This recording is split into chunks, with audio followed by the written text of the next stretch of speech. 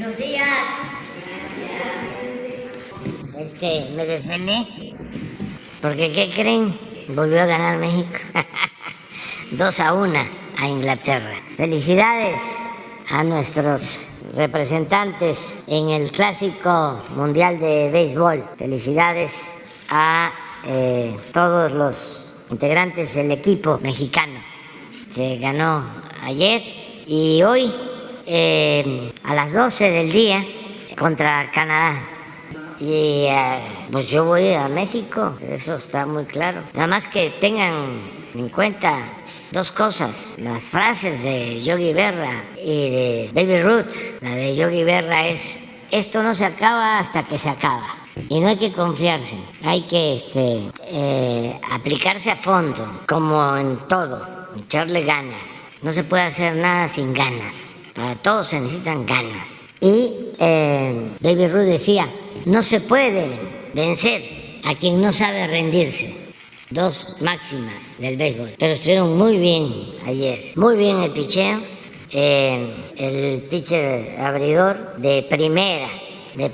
Su familia de origen mexicano. Y me decía que cuando el manager Benjamín Gil les habla de la estrategia que van a aplicar, y más que nada los motiva a que defiendan los colores de México, lo que representan. Ya algunos que son México-estadounidenses, como es el caso del pitcher de ayer, lo hace Benjamín en español y en inglés, y ya le dicen: no queremos que nos los transmitas en inglés, no queremos traducción.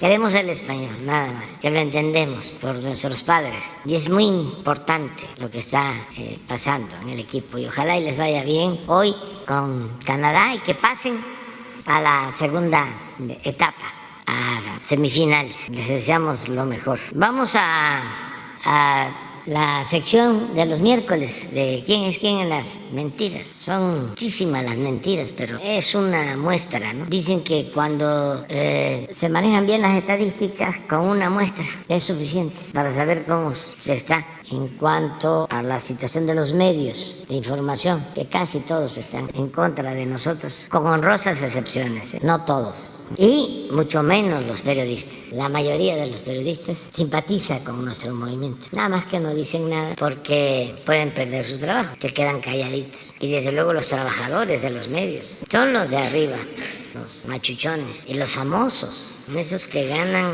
muchísimo dinero, que en sentido estricto no son periodistas, son publicistas, porque el periodismo es un noble oficio que implica ética, apego a la verdad, honestidad, y está muy distante del afán de lucro. No tiene que ver con el mercantilismo, con la venta, con la compra, con el alquiler de maneras de pensar y de conciencia. Tiene que ver más con la dignidad. Pero en fin, vamos a ver cómo vamos.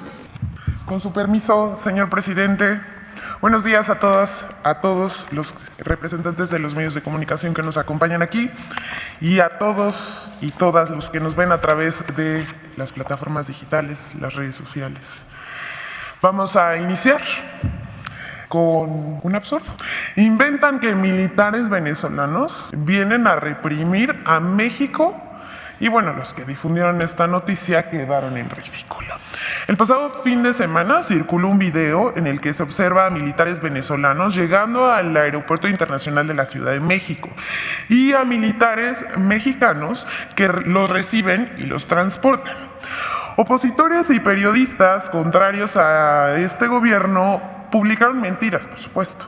Aquí vemos los tweets de Sergio Sarmiento, Joaquín López Dóriga, Juan Carlos Sáenz, entre otros usuarios que sabemos que los acuerpan y reproducen estas mentiras, los cuales siguieron esta narrativa para inventar que militares venezolanos habrían venido, escuche bien, a territorio nacional con la misión de perseguir a todo aquel que se oponga al régimen del presidente López Obrador.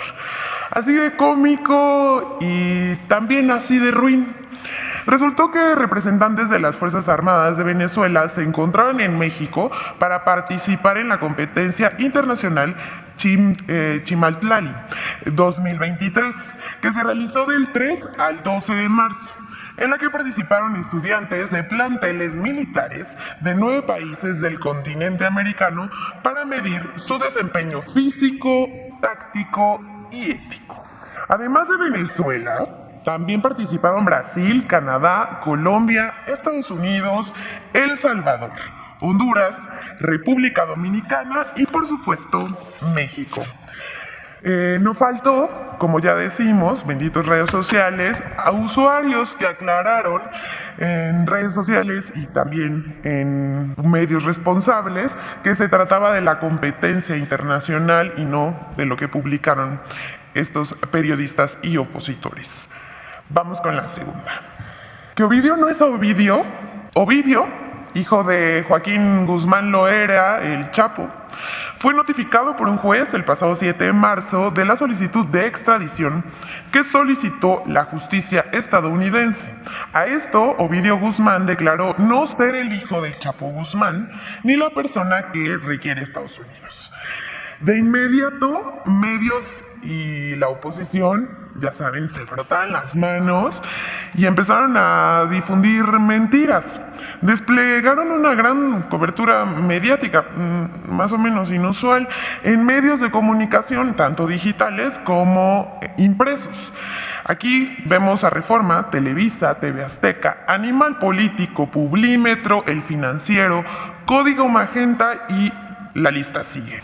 A la declaración de Ovidio, procesado por narcotráfico, le siguieron mensajes en las redes sociales y comentarios de conductores de radio y televisión planteando la duda de si en verdad el detenido era quien se buscaba. En este caso, Ovidio Guzmán. Entre los comunicadores que sembraron la duda estuvieron Héctor de Mauleón, quien aseguró que el verdadero Ovidio era el que liberó el presidente López Obrador. Lo dejamos hasta aquí. En la pantalla podemos ver quienes difundieron la mentira y a estos se les sumaron muchos más. La conversación sigue, por cierto, en redes sociales. Vamos con la última. Felipe Calderón declaró que hay persecución política en su contra, lo cual es falso y pues él lo sabe. Felipe Calderón, expresidente de México, duda del veredicto en contra de Genaro García Luna y se dice víctima. Sí, se dice víctima de una persecución política en su contra, lo cual es absolutamente falso. Pero vamos a pasar el video donde cómodamente desde España, el expresidente Felipe Calderón declara ser perseguido político a causa del veredicto que se dio en Estados Unidos a su exsecretario de Seguridad Pública, acusado de narcotráfico y vínculos para exportar cocaína, para traficar cocaína en Estados Unidos. Vamos a ver. Soy un hombre de leyes y desde luego respeto las resoluciones de los tribunales cuando actúan conforme a derecho. Yo en lo personal tengo muchas dudas del veredicto, porque hubiera esperado ver lo que tanto anunció la Fiscalía, ¿no? Videos, grabaciones, fotografías, estados de cuenta, depósitos, y la verdad nada de eso se exhibió. Todo fue en base a testimonios de criminales confesos, que por cierto, a la mayoría de ellos nosotros en nuestro gobierno perseguimos, capturamos y extraditamos. Usted en ¿sí? Perdón, se defendió, se defendió porque comentó que se ha instrumentalizado el fallo políticamente contra... Bueno, es evidente que hay en México una persecución clarísima de carácter político, mediático en contra mía, y que el fallo incluso se trata de utilizar para exacerbar esa persecución que es casi personal de parte del gobierno. Bueno, hasta aquí dejamos a Felipe Calderón, pero te queremos recordarles y también a todos los que nos están viendo que esta declaración pues es parte de quienes también defienden a Genaro García Luna, no tan veladamente, más bien dudando del veredicto que se dio en la Corte de Estados Unidos. Periodistas, medios de comunicación y por supuesto en redes sociales y todos los que forman parte de la oposición a este gobierno. Pero por último queremos presentarles un video en colaboración con Infodemia. Hoy está dedicado a la campaña de ataques y noticias falsas en contra de México por parte de medios de comunicación y políticos en Estados Unidos. Vamos a verlo. Legisladores y medios conservadores de Estados Unidos han lanzado una campaña de noticias falsas en contra de México con los siguientes ejes desinformadores. 1. Falso que el fentanilo solo se produzca en México. El fentanilo fue aprobado por primera vez por la Administración de Alimentos y Medicamentos de Estados Unidos, FDA, en 1968, y fue en la década de 1970 cuando inició su uso ilícito. El fentanilo es un analgésico de origen opioide, como la codeína, la metadona, la morfina y la oxicodona, que todavía se distribuyen legalmente en Estados Unidos con diferentes marcas, cuyo uso y abuso ha generado la crisis de opioides en ese país. Según datos de los Centros para el Control y Prevención de Enfermedades, CDC, entre 1999 y 2019 murieron más de 500.000 de personas en Estados Unidos a causa de una sobredosis con opioides, mientras que en 2022 aproximadamente 70.000 personas fallecieron a causa de sobredosis de fentanilo en ese país. El gobierno de Estados Unidos reconoce que México no es la única fuente de fentanilo ilegal para este país. Además del mercado negro que trafica con prescripciones médicas en la Unión Americana, las autoridades de ese país identifican 2 rutas de tráfico de esta droga: la ruta directa desde China a Estados Unidos y la ruta China-México-Estados Unidos, en la que los precursores químicos del fentanilo, provenientes en su mayoría de China y 1/3 de ellos provenientes de la Unión Americana, son utilizados o combinados con otras drogas para su posterior tráfico a Estados Unidos. 2. Falso que el gobierno de México no combate el tráfico de fentanilo y otras drogas. Los decomisos de drogas sintéticas han aumentado significativamente respecto a los sexenios pasados. Durante la actual administración se incrementó en 1049% los decomisos de fentanilo respecto al periodo 2014-2018. Los de metanfetamina han incrementado 128% comparado con el periodo 2008-2012 y los de cocaína incrementaron 628% comparado con lo realizado entre 2008 y 2012. El desmantelamiento de laboratorios clandestinos ha aumentado 58% respecto al periodo 2008-2012. Tan solo de 2019 a 2022 se han asegurado 1.256 toneladas de precursores químicos de drogas. 3. Falso que el gobierno de México protege a los cárteles. En lo que va de la actual administración, el gobierno de México ha detenido a 68.944 personas involucradas en el presunto trasiego de drogas, 136% más que en el periodo 2014-2018, de los cuales destaca la detención de 22 líderes, 7 de ellos del Cártel Pacífico, incluido Ovidio Guzmán, y 6 del Cártel Jalisco Nueva Generación. Infodemia. ¿Es cuánto, señor presidente? Muchas gracias.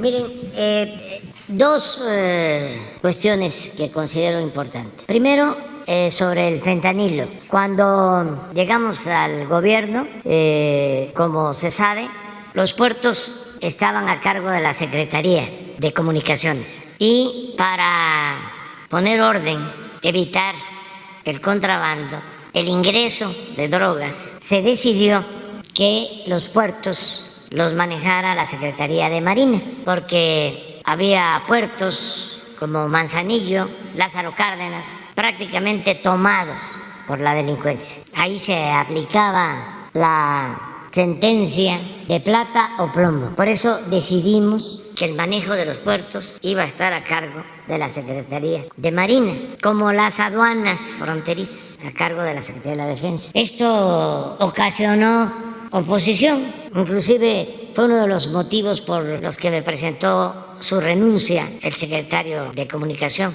el ingeniero Jiménez Espriu. De manera muy franca, me dijo: yo no estoy de acuerdo con esto porque siento que es militarizar del país. Y lo respeto mucho, pero era muy importante el que se hiciera este cambio. Él actuó de acuerdo a su criterio, a sus convicciones, y yo también, como tengo la responsabilidad de conducir al gobierno, tomé esa decisión. Y hemos avanzado. Fue buena la decisión porque hemos podido decomisar muchísima droga en los puertos, incluso en las aduanas marítimas y en las aduanas terrestres se han incrementado los ingresos, es decir, está funcionando bien. Además, la Secretaría de Marina con COFEPRIS trabajaron para ordenar la importación del fentanilo, que viene fundamentalmente de Asia. Antes, lo tenemos probado, llegaba el fentanilo a supuestos laboratorios clandestinos, se les permitía la importación y se usaba el fentanilo para el tráfico, para introducirlo a Estados Unidos. Laboratorios fantasmas que solicitaban el ingreso del fentanilo. Porque el fentanilo es un analgésico que se utiliza para controlar el dolor en intervenciones quirúrgicas. Cuando hay mucho dolor se utiliza el fentanilo. Se logró en todo este tiempo hacer una revisión de los importadores del fentanilo. Se depuró el número de importadores y se establecieron requisitos para otorgar el permiso para usar el fentanilo con fines médicos. Ahí estamos. También es notorio de que el fentanilo para droga, para el narcotráfico, se ha estado combatiendo y ha crecido muchísimo el número de decomisos como nunca. Ahí está el dato de cuánto se ha decomisado. ¿Por qué no lo pones? Es importante que se sepa que 1 kilo de fentanilo equivale a 1 millón de dosis y se han decomisado en el tiempo que llevamos 6 toneladas.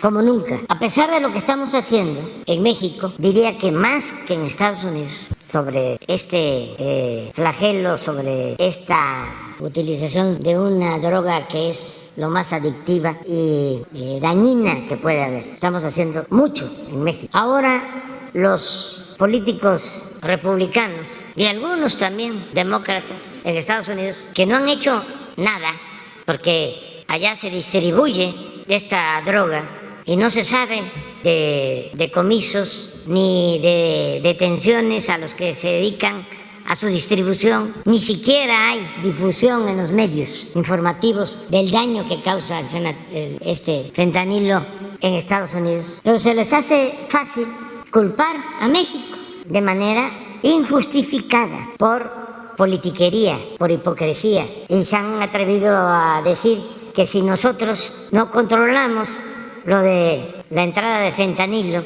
de Estados Unidos, que como también se ha advertido aquí, no solo entra por México, por la frontera de México, Estados Unidos, entra directo también, y entra por Canadá, de Asia. Bueno, se han atrevido a decir que hasta van a presentar una iniciativa para que el ejército estadounidense detenga a las bandas de narcotraficantes mexicanos violando nuestra soberanía. Eso nunca, jamás lo vamos a permitir. Pero como tenemos que informarle a todos los mexicanos y también a los estadounidenses para que no se dejen manipular, ya se tomó la decisión de que los cónsules de México en Estados Unidos informen a México estadounidenses de esta situación. No están haciendo su trabajo los legisladores de Estados Unidos, las autoridades de Estados Unidos, porque no están atendiendo las causas. No hay programas de atención a los jóvenes de Estados Unidos. ¿Por qué es la adicción? ¿Por qué el joven recurre a las drogas? Porque hay problemas. No solo en Estados Unidos, en México, en todo el mundo, nada más que no se reconoce. Problemas de desintegración de las familias, de pérdida de valores culturales, morales, espirituales, porque los jóvenes se sienten infelices, insatisfechos, solos, abandonados, Eso debe de atenderse, como lo estamos haciendo en México. Antes, lo único que se hacía en México era llamar a los jóvenes ninis, que ni estudian ni trabajan. Ahora no. Ahora los jóvenes tienen becas para estudiar. Los jóvenes que no tienen posibilidades de trabajo, de estudio, son contratados y trabajan como aprendices. Y se atiende a los jóvenes para que no los enganchen, para que no se los lleven las bandas de la delincuencia organizada. Y estamos fortaleciendo valores, porque para nosotros la familia es la principal institución de seguridad social.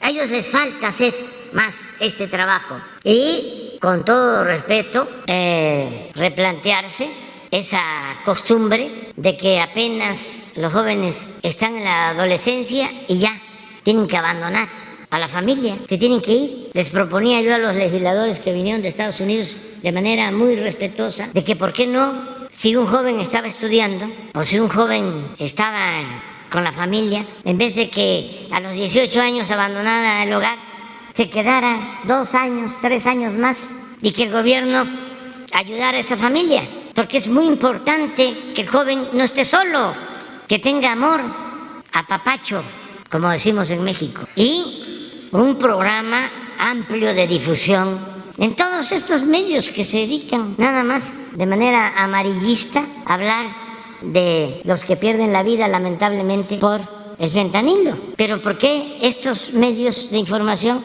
no informan sobre las causas y sobre cómo ayudar para que no haya esa adicción? ¿Por qué comento todo esto? Porque voy a pedir a médicos y científicos mexicanos que analicen la posibilidad de que podamos sustituir el fentanilo con fines médicos por otros analgésicos para dejar de usarlo, a ver si es posible, porque antes se usaban otros analgésicos y entonces, aunque tenemos el control que no se tenía antes sobre el ingreso del fentanilo con usos médicos, de todas formas, al estar prohibido ya no habría ninguna posibilidad de que pudiese importarse y lo sustituimos por otros analgésicos. A ver si esto es viable, con el compromiso de que todo lo que entre de manera ilegal y por contrabando va a seguir siendo combatido. Y esto mismo, si lo hacemos en México, vamos a pedir que lo hagan en Estados Unidos, que también lo prohíba para usos médicos. Yo les voy a informar acerca de el análisis del resultado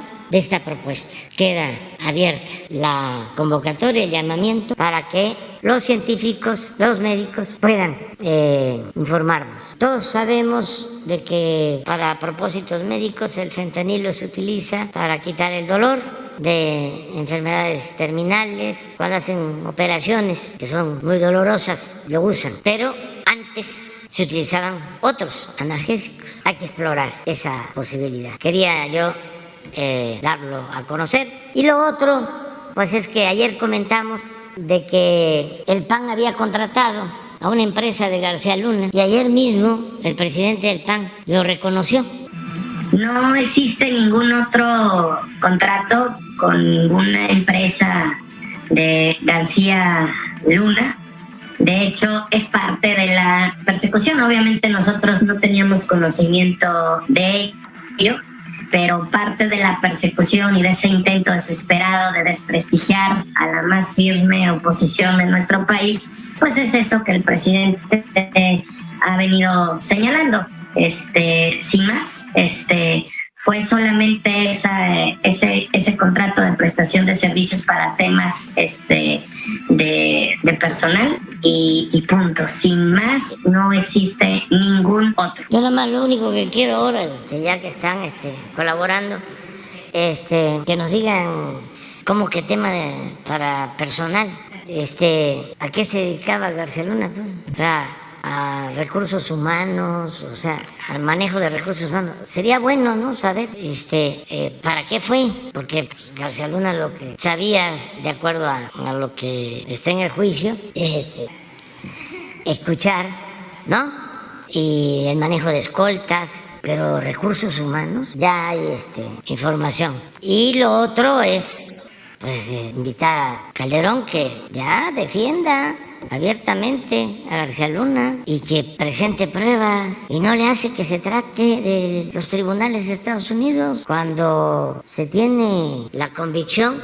de que está uno actuando con apego a la verdad y se lucha por una causa justa. Se puede uno enfrentar a cualquier adversario. Por encima de todo está la dignidad y repetirle de que nosotros no lo perseguimos. Ayer lo dije, lo reitero.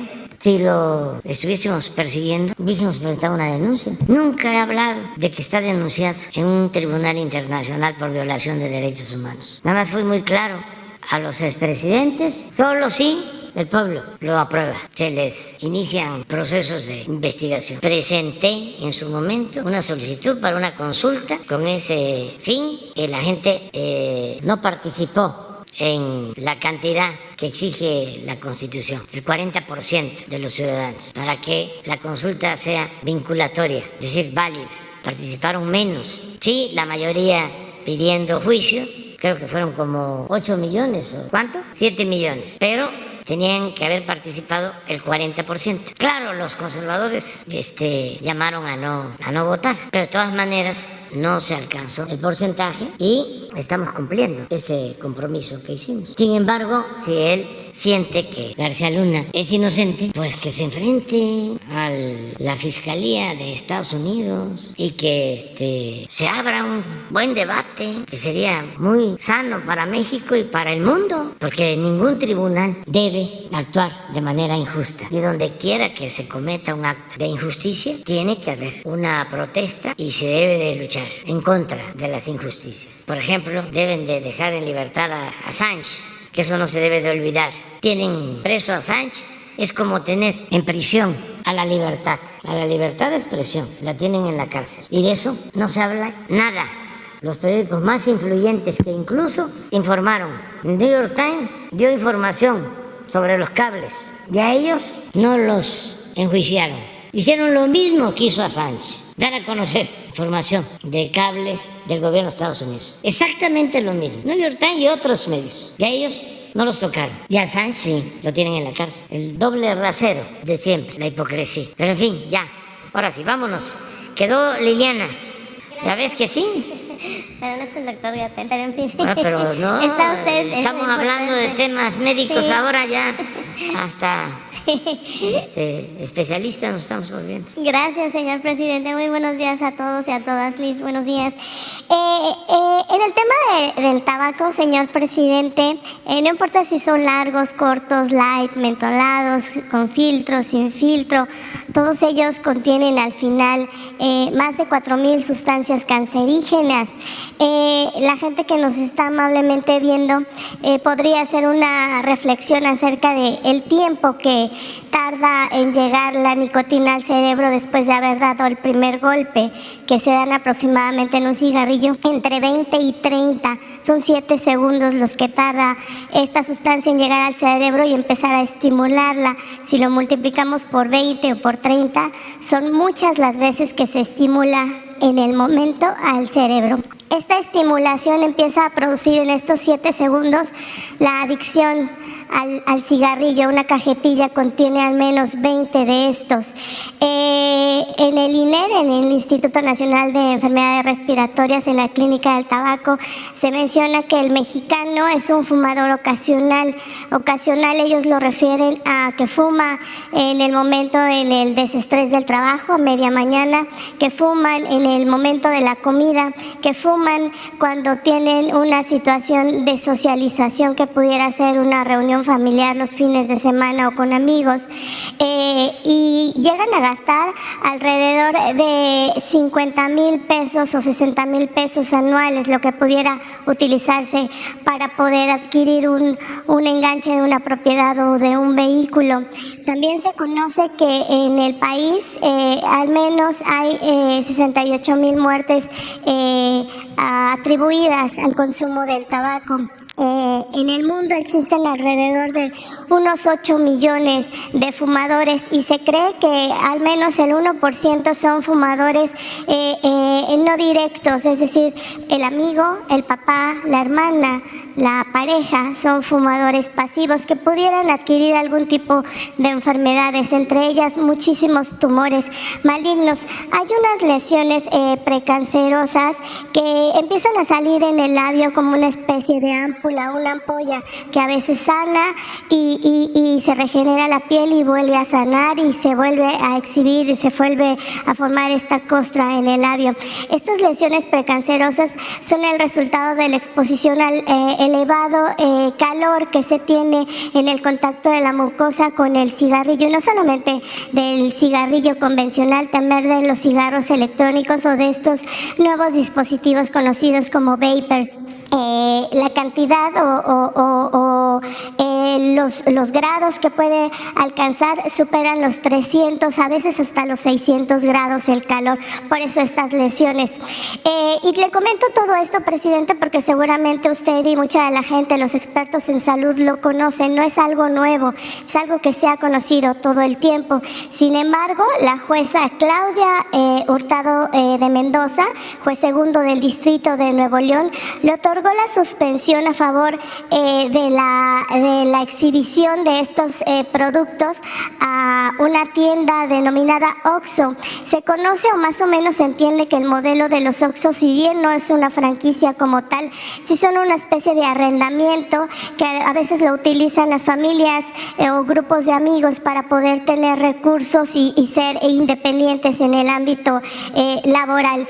Pero este amparo que se otorga a este pequeño grupo de empresarios, o solamente un empresario porque no se conoce, lo adjudicaron todos los Oxxos en todo el país. Desafortunadamente esta ley que se aprobó para prohibir la exhibición de los empaques, de los productos como tal, ha pasado de largo por estas tiendas, se siguen exhibiendo. Tuvimos en Pulso Saludable la oportunidad de preguntarle a varios de los expendedores de estas tiendas de conveniencia por qué los vendían, si nos podían enseñar el amparo. Ellos nos dicen que efectivamente están amparados, no cuentan con el amparo y lo siguen vendiendo. Otra de las importantes circunstancias es que hubo otra jueza que otorgó la negatividad de este amparo a la empresa de Walmart, y Walmart hoy en día no exhibe, como algunos otros comercios no exhiben estos productos. Existen alrededor de 600 amparos después de que, al día siguiente de que se dio a conocer esta ley, señor presidente. Y yo, con esta remembranza de todos los efectos nocivos que trae a la salud, quisiera sensibilizar a las juezas, a los jueces, a que contemplen la posibilidad de que esto se está haciendo por un tema de salud.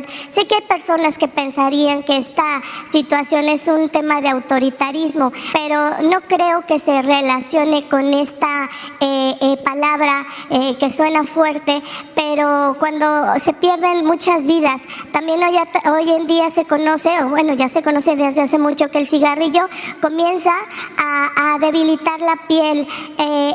Las personas les cuesta mucho trabajo subir de peso por esta situación que viven con esta adicción a la nicotina. También otra de las circunstancias es que es una de las principales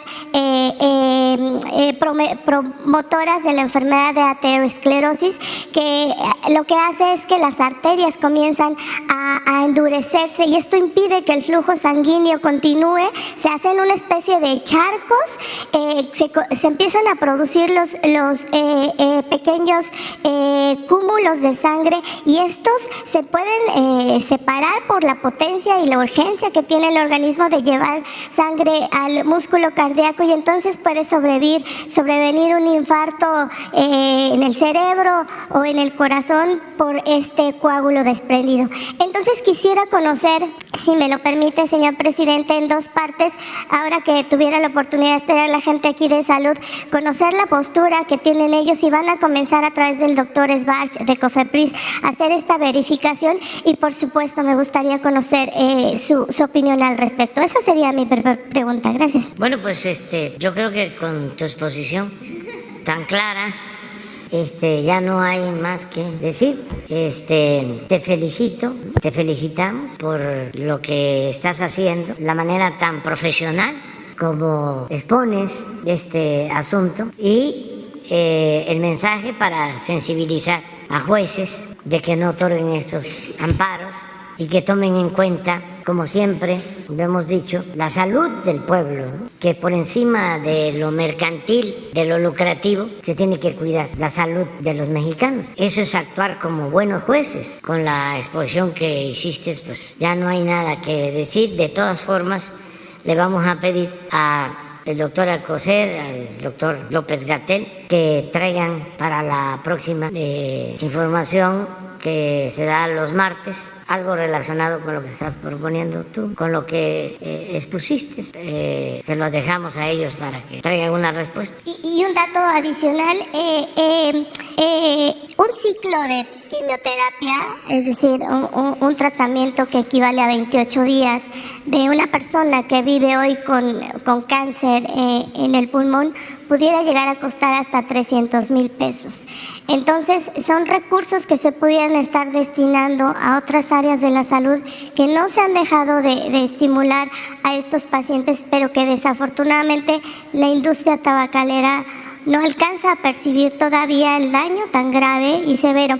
Y el exhibir estos productos no está diseñado al público ya cautivo. Están diseñados a los nuevos, a los que no conocen, a los que quieren innovar en este tema. Entonces, por eso es tan importante que nos exhiban y por eso esta ley, porque se está pensando en estas nuevas generaciones, señor presidente. Sí, vamos a procurar de que se cumpla con la ley y que los jueces no otorguen estos amparos. Y también un llamado a los empresarios, porque pueden ellos contribuir bastante.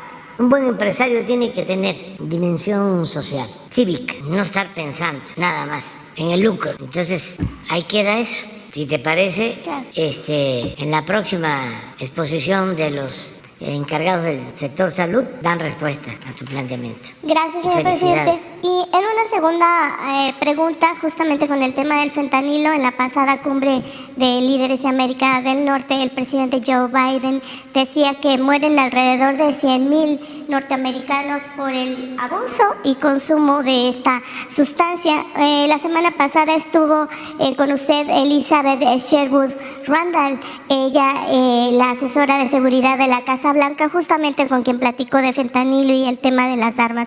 Me gustaría conocer si llegaron a algún tipo de acuerdos, cuáles son detalladamente, de ser posible, dado que en semanas anteriores tuve la oportunidad de platicar con la doctora Evalinda Barrón. Ella es la directora general de la Comisión Nacional contra las Adicciones, la CONADIC, y ella me decía que efectivamente el mexicano consume fentanilo, pero no es un tema de seguridad nacional, ni tampoco que sea tan importante, si no es que no es meritorio, pero el consumo del fentanilo en el mexicano no es una prioridad, más sin embargo el cristal sí. En ese tenor quisiera conocer, si me puede apoyar en esto, cuáles fueron los acuerdos a los que llegaron. Esa sería mi segunda pregunta. Gracias. Bueno, se acordó seguir trabajando de manera conjunta, ayudando a que no llegue el fentanilo por nuestra frontera a Estados Unidos. Y lo estamos haciendo.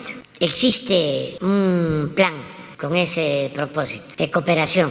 Sin embargo, lo que generó la discrepancia de los últimos tiempos es que quisieron, con propósitos politiqueros, algunos legisladores republicanos, culpar a México, incluso amenazar con intervenir con el ejército estadounidense. Muy ofensivo y muy hipócrita, porque este es un asunto de las dos naciones, de los dos pueblos, de los dos gobiernos. No es culpar al vecino, es ver la paja en el ojo ajeno y no la viga en el propio. Entonces, por eso estamos planteando, a ver, ¿qué hacen ustedes? ¿Qué es lo que ustedes hacen? ¿Cómo combaten a los narcotraficantes, distribuidores de droga en Estados Unidos? Porque no sabemos nada sobre eso.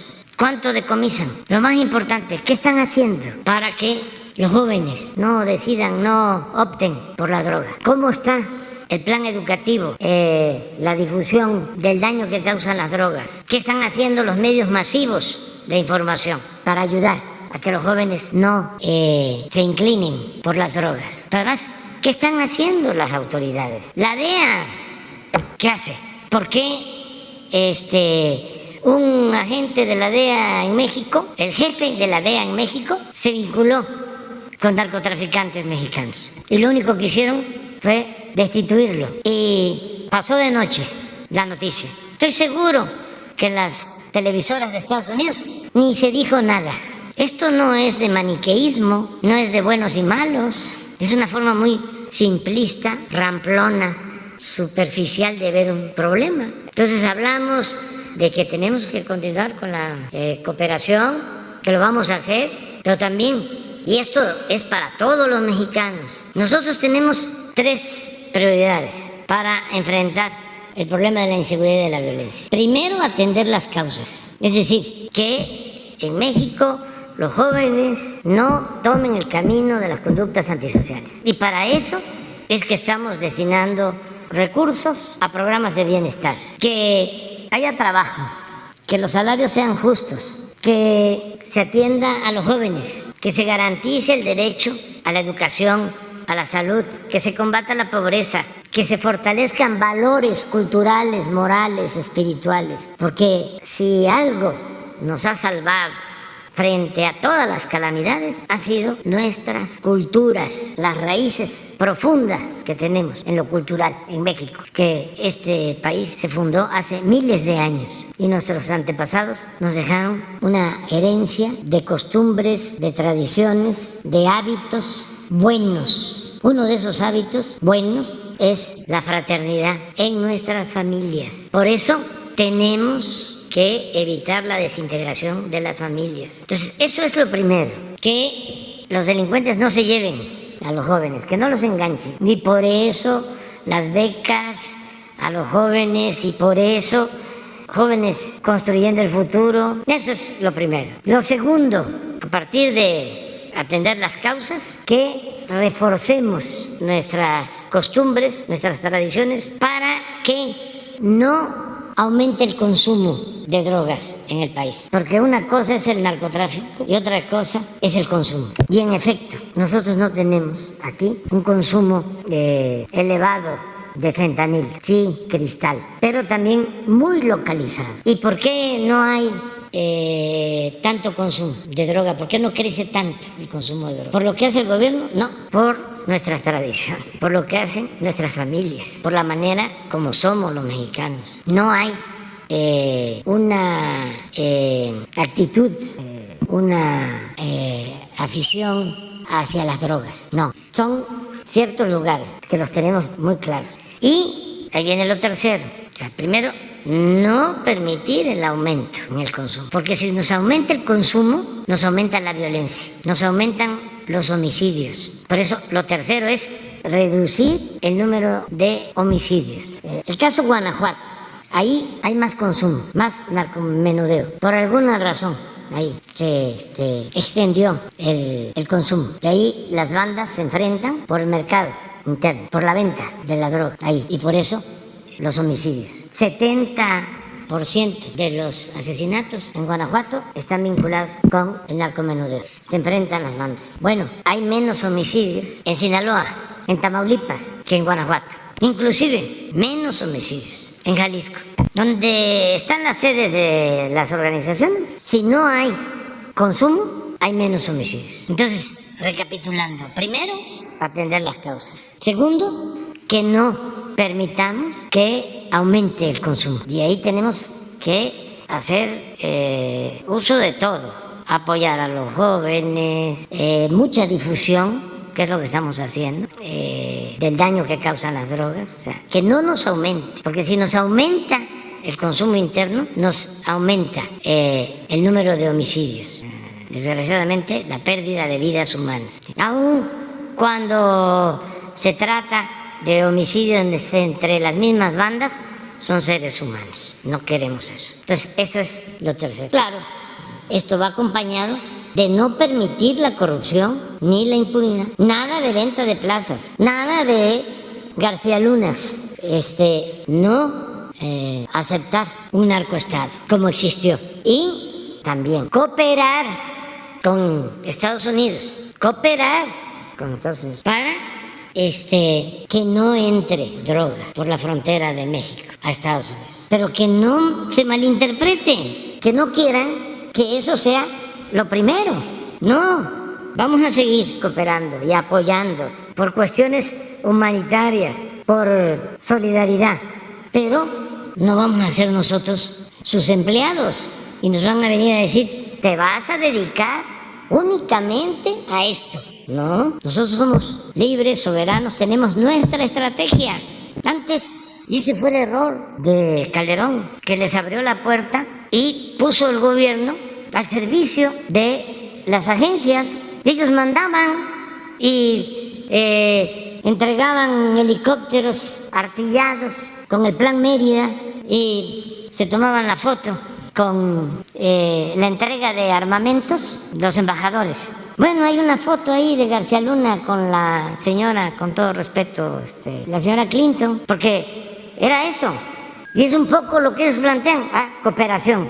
Bueno, hasta el del PAN dice, alíñense a la DEA, conviértanse en policías del gobierno estadounidense. Sí, a nosotros nos eligen en México para proteger a los mexicanos, para cuidar a los mexicanos. Y desde luego, en el concierto de las naciones tenemos que ayudarnos mutuamente, pero no someternos, y menos a estrategias fallidas. ¿Cómo le vamos a dejar a la DEA el manejo de la seguridad en México? Se han demostrado que no pueden, o ha habido buenos resultados en Estados Unidos en cuanto al combate a la droga. No, y nosotros sí vamos avanzando y estamos reduciendo el número de homicidios y estamos atendiendo a los jóvenes. Entonces, tu pregunta es muy buena, porque ayuda a entender más cuál es el papel de nuestro gobierno. Vamos a seguir ayudando, cooperando con Estados Unidos, pero no subordinados. Lo otro,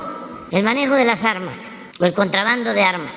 Ayer el presidente Biden emitió una resolución, un decreto para un mejor control en la venta de armas, algo que celebro y qué bueno que hizo, que llevó a cabo esta acción, porque ¿de dónde vienen las armas que utilizan los narcotraficantes en México? Pues de Estados Unidos, y allá las compran sin ningún control. Es un gran negocio.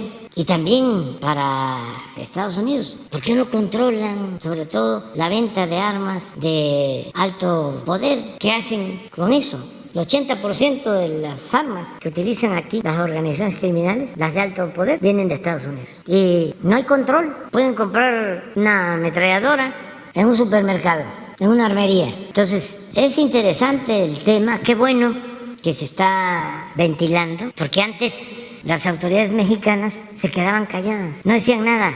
Al contrario, con Calderón se hizo ese acuerdo del operativo rápido y furioso para meter armas a México, supuestamente para detectar dónde estaban las bandas. Imagínense, si no lo sabía García Luna, dónde estaban las bandas, si de acuerdo a los testimonios convivía con ellos. Entonces, el operativo fue meter armas supuestamente de contrabando, con sensores para que monitorearan esas armas y encontraran dónde estaban las bandas. ¿Qué pasó? Pues les quitaron los sensores y las usaron para sus actividades ilícitas. Y con esas armas le quitaron la vida a mexicanos y a estadounidenses. Se hizo la investigación y de repente, carpetazo, allá, en Estados Unidos. Y aquí, lo mismo, negando. No se sabía cuándo fue un acuerdo entre gobiernos. Entonces, es interesante que todo esto lo conozca la gente, que además ya lo saben los mexicanos. Hace falta más información en Estados Unidos. Por eso lo de Marcelo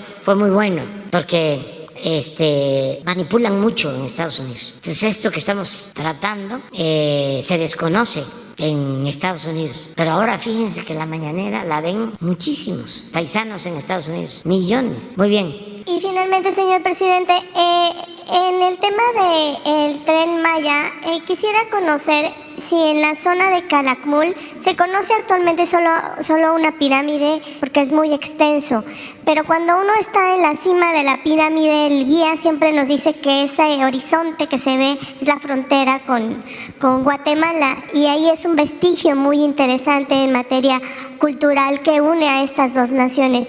Yo quisiera conocer si se está pensando en ampliar o hacer algo para que los mexicanos tuviéramos oportunidad de llegar hasta allá y conocer esta zona. Esa sería mi última pregunta. Gracias. Sí, es muy buena pregunta, porque tiene que ver con nuestro pasado, ¿no? Con el florecimiento de la cultura maya, de lo que hablamos, de nuestro pasado grandioso por las civilizaciones que florecieron en México. Esto ayuda mucho, ¿no? También aclarar de que no fueron los europeos los que nos trajeron la civilización o nos civilizaron, no.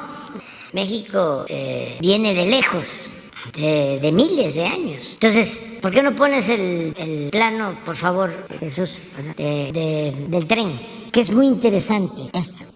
Los europeos nos invaden hace 500 años. Incluso Tenochtitlan se funda hace 700 años.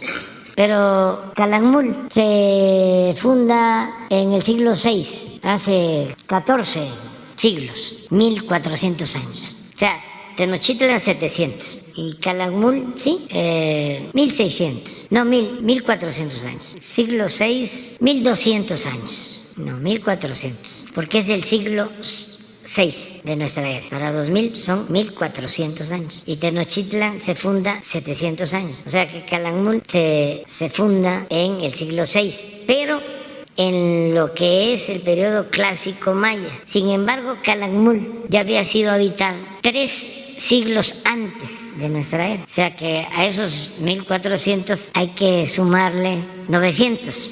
Estaríamos hablando de 2300 años de la existencia de Calakmul. ¿Por qué no pones la pintura de 300 años antes de Cristo, de Calakmul, que son 2300 años? Esto es de hace 2300 años. Pon la mujer del vestido transparente. Mire, la belleza, el arte. 2300 años. Regresando, los europeos que nos traen la civilización, que nos civilizaron, según la historia oficial y occidental y colonizante, 500 años. Y esto 2300 años lleva. Porque este sitio, que cuando se termine el tren, se va a abrir, claro, va a ser con reservación, no lo vamos a cuidar, no va a ser así de entrada masiva, desde luego para todos, nada de exclusividades, pero lo tenemos que cuidar. Esto es un templo que cubrieron con las nuevas, entre comillas, pirámides, donde estuviste,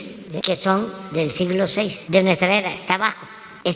Yo entré, y hay mascarones con estuco y estos murales. Esto es una joya, esto no lo tienen en otras partes. Esto es arte, miren, todo eso es lo que está. Lo cubrieron, lo cuidaron, lo protegieron. Esto pasa también en Teotihuacán, como se le quiera decir. También debajo del templo del sol, de la luna, hay vestigios de culturas anteriores, de civilizaciones anteriores. Decía un historiador, arqueólogo, cuando le preguntaron, oye, ¿cuántos sitios arqueológicos hay en México? Y contestó, 1. ¿Cómo? Sí, México. Es que todo estaba poblado, todo estaba poblado. A ver, ¿por qué no pones el mapa de nuevo? Teníamos, por cuestiones de los límites, que desde luego no existían. Este es el límite de México con Guatemala y aquí está Belice, son los límites. Pero eso no existía.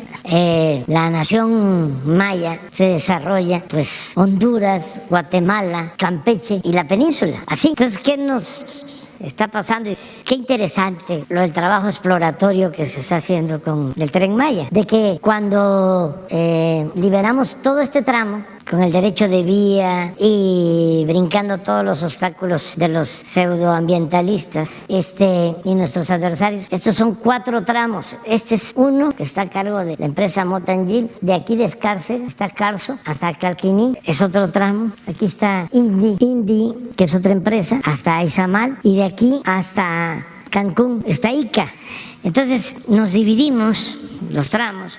Las secretarías de bienestar, de medio ambiente, todos los secretarios, secretarias, están allá metidos, ayudando. Y resultó que le pedí a el director de Antropología e Historia, Diego Prieto, que nos ayudara en este tramo de Calquiní a Izamal, pasando por Mérida, pensando que aquí íbamos a encontrar el mayor número de vestigios arqueológicos. Y sí, encontramos como 3.000 vestigios. Y se recuperaron, ya están en un museo en Mérida y se está trabajando para restaurarlos y van a ser exhibidas las piezas. Como estamos recuperando todo.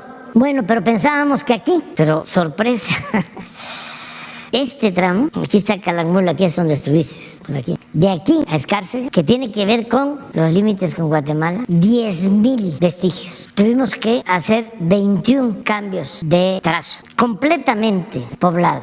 Toda esta zona de los antiguos mayas, más que la península. Entonces tu pregunta es cuando se empezó a concebir lo de la ruta, dijimos, y se lo propuse al presidente de Guatemala. Y él tenía disposición, pero intervinieron otros factores. Porque lo que le planteé es aquí es el triunfo, es Tabasco, y aquí empieza el límite, y es la línea divisoria y es recta. Entonces dijimos, vámonos, en vez de venirnos acá, aquí, vamos a agarrar aquí toda la línea. Y ya subimos para llegar a Calakmul por atrás, por aquí. Porque aquí, del lado de Guatemala, en línea recta, está un sitio arqueológico que se llama El Mirador, que es espléndido, igual que Calakmul. Y en línea recta está Tikal, y aquí está Flores. Entonces a Guatemala le convenía, si ya íbamos a hacer nosotros aquí, es una parada aquí, exactamente en el mirador que está a 3-4 kilómetros de la línea, y luego ellos podían hacer un sendero cuidando, porque es zona de reserva, pero para comunicar Tikal, como se comunicaban antes los sitios arqueológicos, Tikal, el mirador y Calakmul. Pero resulta que se tuvo un problema de límites con Guatemala en la época de Porfirio Díaz, y hubo incluso hasta un arbitraje internacional, y se definió ya esto, esta frontera y esta otra, que esta era la del conflicto, sobre todo por los madereros, por los que se dedicaban a las llamadas monterías, que explotaban la caoba y se metían de Chiapas a Guatemala por la Lacandona, y hubo un problema de límites. Incluso estuvimos a punto de que se declarara una guerra, la única guerra con Guatemala, por eso. Entonces quedó en Guatemala, pues aun cuando en organismos internacionales se le dio la razón a México y ya está resuelto, y estas mojoneras, estos límites con mojoneras ya están definidos. Cuando le planteé al presidente, a nosotros nos convenía porque aquí es un derecho de vía. Cuando se lo planteé, déjeme que yo lo analice, y no quiso después. O sea, le iba a generar problemas, ya ve. En todos lados hay opositores, adversarios. Le iban a acusar de estar aceptando los antiguos límites, ¿no? Y por eso no se hizo. Pero aquí se está haciendo. Les cuento que para resolver aquí tenemos como 150 arqueólogos y tenemos brigadas. Tenemos de aquí a acá 7 subtramos. El primer subtramo está a cargo de la gobernadora Mara Lezama, de Quintana Roo, y el otro subtramo de la gobernadora Laida Sansores acá. Y en medio, los 5 subtramos, 2 subsecretarias, Ariana Montiel y María Luisa Albores, y 3 subsecretarios, más ingenieros militares, oficiales de la defensa y arqueólogos, que son los que están llevando a cabo todos los trabajos de libramiento. Aún cuando ya cambió el trazo, de todas maneras estamos rescatando vestigios arqueológicos. Pero tu pregunta es muy importante, porque el desarrollo de la gran cultura maya se da en todo Centroamérica. No habían los límites territoriales que hay ahora. Todavía estamos en eso, pero ya vamos avanzando. Sí les garantizo que es la obra más importante que se está construyendo en el mundo en el mundo. No hay una obra así, porque son 1.554 kilómetros. Es como de Cancún a la Ciudad de México, en línea recta. Y de Mérida a Chetumal es doble vía electrificada. Y en el resto es diésel de bajo azufre, no contaminante, que es el que se va a distribuir ya en toda la península y en el sureste. Esto es el futuro del sureste. Es lo que le va a permitir a los pobladores de 5 estados sus ingresos a futuro, las nuevas generaciones. Porque aquí están llegando 30 millones de turistas y con el tren van a bajar, se van a internar, y por acá también. Hay países en Europa que viven del turismo. Entonces, el tren es el más grande en ecología. Estamos hablando de las reservas de flora, de fauna más importantes de México y de las más importantes del mundo, que es selva tropical. Es turismo y es arqueología. Dicen los especialistas en turismo, tren temático. No, es así. Pero es muy integral. Y si de esos 30 millones logramos que el 10% utilice el tren, ya, le damos vida. Porque tenemos que preocuparnos por las culturas prehispánicas, por los antiguos pobladores de esta región, pero también por los actuales pobladores. Entonces, cuando se hacen consultas, eso no lo saben los pseudoambientalistas, ¿no? Cuando se hacen consultas o encuestas, la mayoría está a favor, porque se sienten orgullosos. Primero es la recuperación de un pasado glorioso, de arte, de cultura, y luego pues son ingresos para una zona que ha estado abandonada por mucho tiempo. Fíjense, estamos haciendo, entre otras cosas, aquí no había agua, apenas se había introducido un acueducto muy deficiente. Ahora estamos haciendo un acueducto desde aquí, acá. Es una inversión como de 2.500 millones de pesos. Nunca les va a faltar ya el agua. Todo esto está poblado de los años 60 a la fecha. O sea, después del florecimiento de la cultura maya, todo esto quedó, incluso todo esto, Quintana Roo, abandonado. Quintana Roo tenía en el Porfiriato 14,000 habitantes. Era una cárcel, era la Siberia tropical. Aquí estuvieron presos los dirigentes de la huelga de Río Blanco en Veracruz. Aquí nada más estaban los indígenas mayas defendiendo sus tierras. Aquí se llevó a cabo una gran represión. Aquí estuvo Huerta antes de su felonía, antes de ordenar el asesinato de Madero, quemando pueblos. Acumal lo quemó Huerta. Fíjense las vueltas que da la vida. Esto es ahora el paraíso, son las zonas más bellas. Esta isla se la había entregado Porfirio Díaz al hermano de Justo Sierra. Y también todo lo que es esto, Chetumal, el hijo de Bernardo Reyes era el dueño también. Pero ni siquiera ocupaban las tierras, eran campamentos chicleros, estaban en el abandono.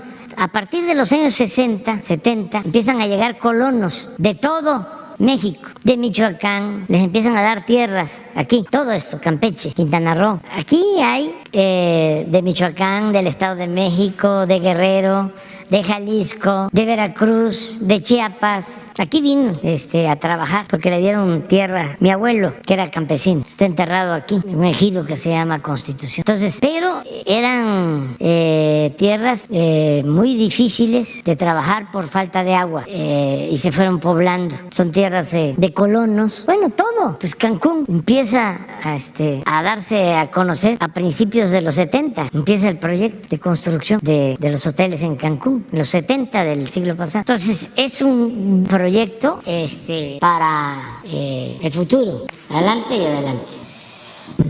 Buenos días, presidente. Carlos Domínguez, de Nación 14. Preguntarle qué está pasando en la refinería de Deer Park de Pemex en Houston. Presidente, ayer llamó mucho la atención en redes sociales un incendio al interior de la refinería, y también hace 3 semanas, si tiene información al respecto, presidente. No tengo información.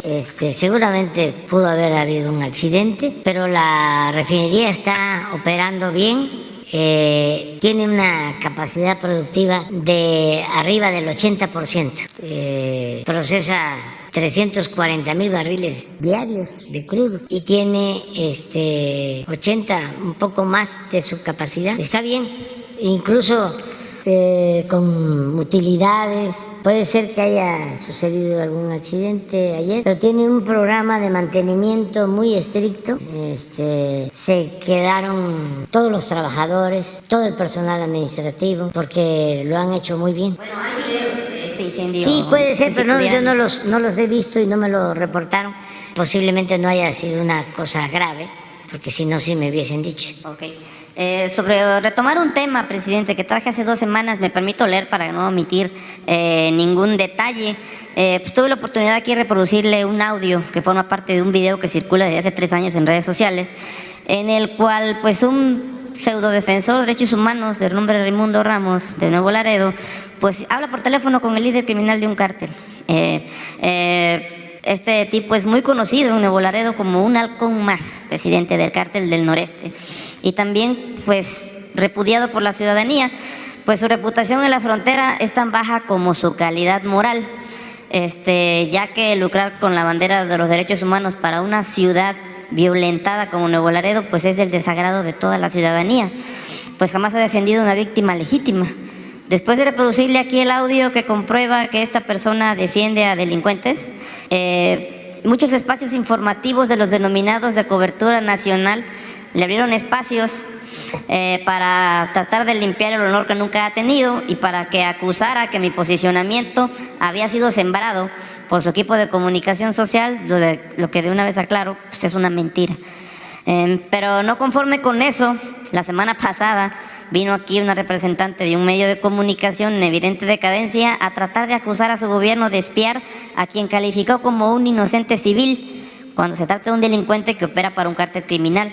Y está comprobado, pregúntele a los tamaulipecos, pregúntele a los de Nuevo Laredo, que lo conocemos muy bien y estamos hartos de él, presidente.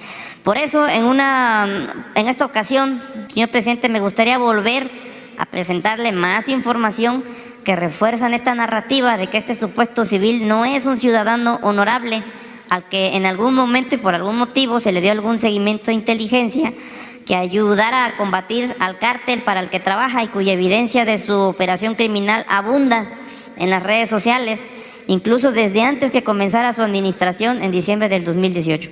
Ahora, me gustaría hacer esto para aprovechar este gran espacio que usted tiene, presidente, para que tanto Artículo 19 como Carmen Aristegui, Azucena Uresti, López Dóriga, Ciro Gómez Leiva y quienes la semana pasada aquí lo calificaron de un civil y lo defendieron, y a la vez también a los intereses de un cártel de la droga, para ver si entienden el daño que le hacen a Tamaulipas y a México al impulsar las campañas mediáticas de este tipo en contra de nuestras honorables Fuerzas Armadas. Aprovechar para preguntarle cuál es el mensaje que se le está dando a quienes conforman las filas de las Fuerzas Armadas y a quienes en el futuro desean formar partes de ellas, cuando un delincuente de tan baja calidad moral, utilizando recursos económicos del crimen, los puede humillar, desacreditar y calumniar en complicidad con medios de comunicación que lo único que buscan es volver a sus privilegios, y al hacer mancuernas con criminales como Raimundo Ramos, logran que sus actividades en favor de la seguridad para la sociedad que sean puestos en duda, pese a que diariamente dan su vida para proteger al pueblo al que juraron lealtad, presidente. En esta ocasión me gustaría presentarle un audio que forma parte de un video de la detención en el 2015 de quien fuera jefe de plaza del cártel del noreste en Nuevo Laredo, de un sujeto de nombre Ramiro Pérez Moreno, alias El Rama, en el que, pues sin más ni menos, confiesa cuál es la actividad de este pseudodefensor de derechos humanos, Raimundo Ramos, al interior de este grupo criminal, si me lo permite.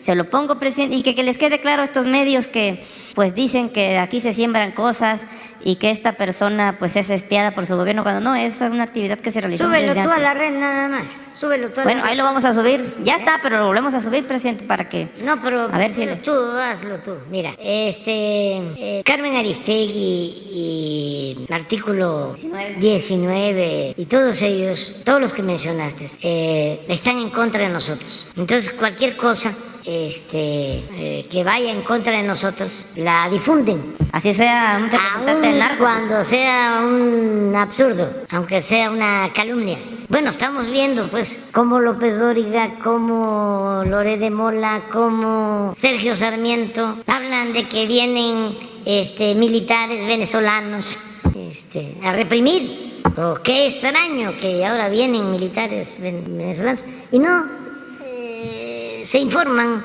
no tienen cuidado de saber, enterarse de que es un evento que hacen varios ejércitos, el de Venezuela, el de Estados Unidos, el de Canadá y el de México, entre otros países. Y ahí se van y se ensartan, porque les gana el coraje, no voy a decir odio, coraje, los obnubila.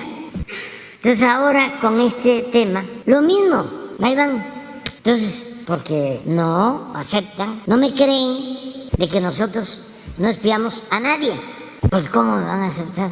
¿Cómo me van a creer? Si ellos ya me juzgaron, ya, yo miento, yo soy autoritario, yo soy militarista, ya tienen esa idea. Es una consigna, además, así es como se justifican ante sus audiencias, sobre todo hacia el sector conservador de la población, que existe y que es cuantioso. Son 20, 25 millones que tienen esa convicción conservadora, que son además respetables, que también hagamos lo que hagamos, no los vamos a convencer. Yo ya, desde que estábamos en la lucha para la transformación, cuando me encontraba yo una gente así, le decía, está bien, sigue tu camino, ahí vas. No me voy a poner contigo a discutir porque no te voy a convencer. Ya les platiqué lo que sucedió una vez en un avión, que me invita el piloto a la cabina y que voy, ya estábamos aterrizando en la ciudad, y empieza a decirme, ¿no? Pues yo no coincido con muchas cosas de usted, pero lo que sí no acepto, lo que sí rechazo completamente es al PRI. Son unos corruptos. Y así, ¿no? Y me decía, y yo ya cansado también de las giras y eso, yo no quería hablar, yo quería ver cómo aterrizaban en la noche. Me invitaban varias veces, estuve en las cabinas, es interesante aterrizar.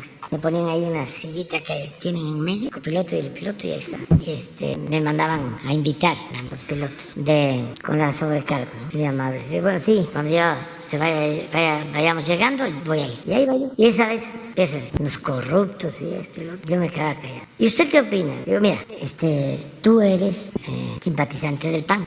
Te voy a decir que son lo mismo, los del PRI y los del PAN. Vamos a llegar a un aeropuerto ahorita que lo hicieron los del PAN. 11,000 millones de pesos. La Terminal 2 con Fox. Y se robaron la mitad del dinero. Pero ni modo que yo te convenza, porque tú pues lees a Sergio Sarmiento, ¿no? Escuchas a López Dóriga, o sea, ¿para qué hablamos? Sigue tu camino, ahí la llevas, vas bien. Y ya, digo, ya me voy porque voy a buscar mi maleta. Y ya me fui a buscar mi maleta, mi asiento, saqué mi maleta. Y cuando salgo, me estaba esperando en la puerta. Oiga, con un papel, ¿me puede dar un autógrafo para mi papá? Porque mi papá le admira mucho. Sí, ¿cómo se llama todo papá? Con todo mi cariño y un abrazo. A tu papá sí, porque tu papá es un hombre inteligente. Pero a veces me encuentro algunos que dicen, es que usted es el ídolo de mi mamá, usted es el ídolo de mi papá. Ah, quiere decir que tú estás pensando de otra manera, ¿sí? Y siempre les contesto eso. Ahí le das un abrazo y un beso a tu mami, porque es muy inteligente. Te rayaste con la mamá que tienes. Pero todo ya no puede uno, pues, cambiarlo a estas alturas. Miren, te voy a poner, ese día yo hablé de que una cosa era la inteligencia que se requería para evitar la fuerza, para combatir a los delincuentes. Además, que se hace, el centro de inteligencia hace esa labor, está reglamentada, está legalizada, solicita para intervenir un teléfono autorización, Ministerio Público solicita que se le autorice al centro de inteligencia que pueda intervenir un teléfono, se lo solicita a un juez. Así es como se actúa. Bueno, entonces hablo de que una cosa es la inteligencia y otra cosa es el espionaje. Espionaje es lo que nos hacían a nosotros, lo que hacía García Luna y lo que hacían todos estos, que ahora se convierten en paladines de la libertad. Claudio X González y a todos los que les paga Claudio, porque tiene periodistas que reciben recursos de su fundación, que a la vez recibe esa fundación dinero del gobierno de Estados Unidos. Bueno, cuando se genera esa polémica, que qué bueno que no estabas tú, cuando se genera esa polémica, empiezan en las redes, ¿no? Porque vino una compañera a plantearlo. Empiezan en las redes, ¿no? Toda una campaña, todos, en coro. Pero hay un mensaje, un tweet, que a ver si lo encuentras, del que fue del director del CISEN con Calderón, Valdés. Busca, creas cómo enseñan el cobre. Este señor era el de inteligencia y espionaje del CISEN. Esas son las siglas. ¿Cómo es el CISEN en centro qué?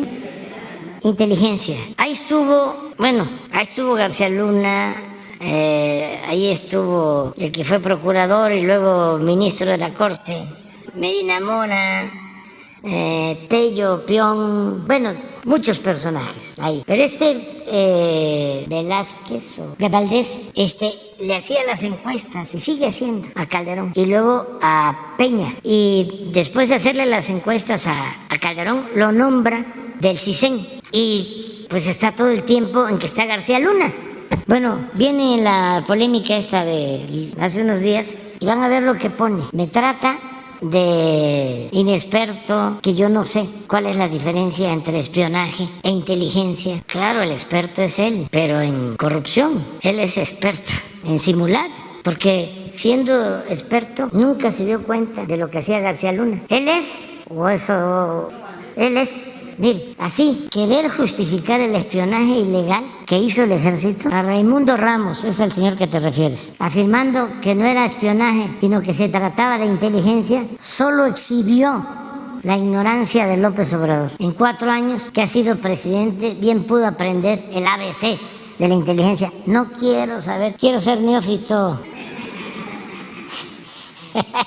Bueno, solo para aclarar, presidente, la mayor divulgación de información que supone que este sujeto opera para el Cártel del Noreste es anterior a su gobierno. Lo único que se divulgó de su posible actividad dentro del cártel es una llamada que también podría referir que no fue antes de su gobierno, por el contexto de lo que hablan. Entonces... Sí, pero ya. Algo que el animal político no pudo. Ya.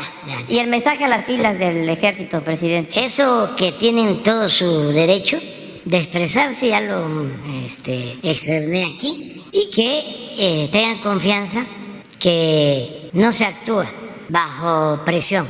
El gobierno que represento no está sujeto a chantajes ni a presión de nadie. Actuamos siempre con apego a la legalidad y a la justicia. Entonces, que tengan confianza que si sus familiares son inocentes, si no cometieron ningún delito, van a ser atendidos, escuchados, y si están en la cárcel, liberados, si son inocentes. Que tengan confianza, porque no fabricamos delitos. Okay. Su postura, presidente, también sobre posterior a los hechos ocurridos en Matamoros, de estos 4 ciudadanos norteamericanos, el exgobernador de Tamaulipas, Francisco García Cabeza de Vaca, sube un video a las redes sociales en el que prácticamente, pues en tono, por así decirlo, burlón, dice que en su gobierno estuvo mejor la situación en cuanto a seguridad en Tamaulipas, aprovechándose de una manera un poco, pues no muy bien de la desgracia y de lo que estaba sucediendo, la crisis que había en el Estado.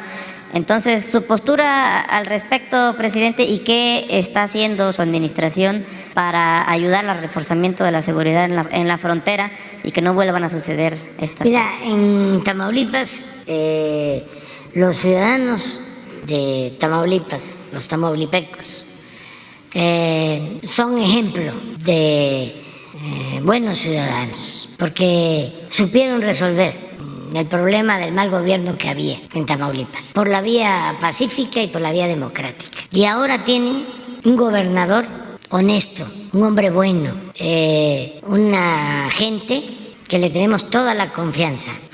Y eso es una garantía el tener un buen gobernador. Américo Villarreal es un buen gobernante, un buen ciudadano, una buena persona. No es una gente mafiosa ni de malas entrañas. Américo Villarreal es un humanista, íntegro, recto, honesto, como lo merecía Tamaulipas, como lo merecía Tamaulipas y su pueblo, porque el pueblo de Tamaulipas merece un mejor destino. Entonces, eso es lo que yo puedo decir.